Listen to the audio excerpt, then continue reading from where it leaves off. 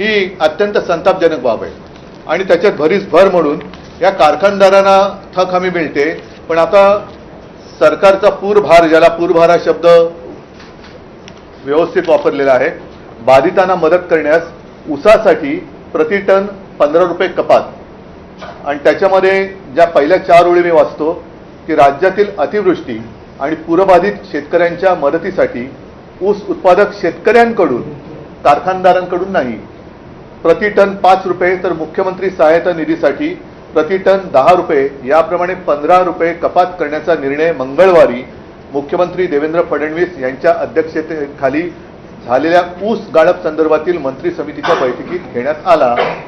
आता याला साखर संघाने विरोध केलेला आहे, पण अशी ही कपात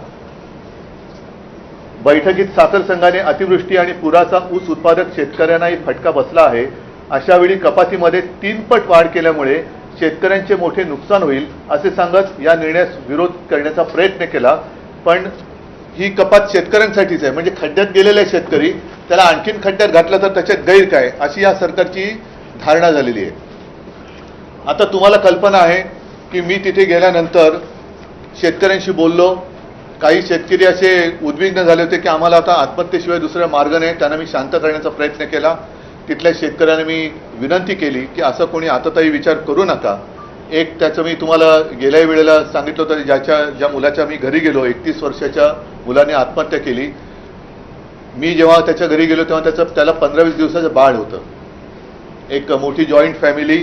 आता ती त्यातून बाहेर कशी पडणार, हा सुद्धा एक मोठा प्रश्न आहे। आणि साहजिकच आहे, प्रति हेक्टर 50,000 रुपये हे शेतकऱ्याला तातडीने दिले गेले पाहिजेत आणि त्याचं कर्ज माफ झालं पाहिजे, ही आम्ही मागणी केली। आपल्याकडे काय होतं, अनेकदा शब्दाचा खेळ चालतो।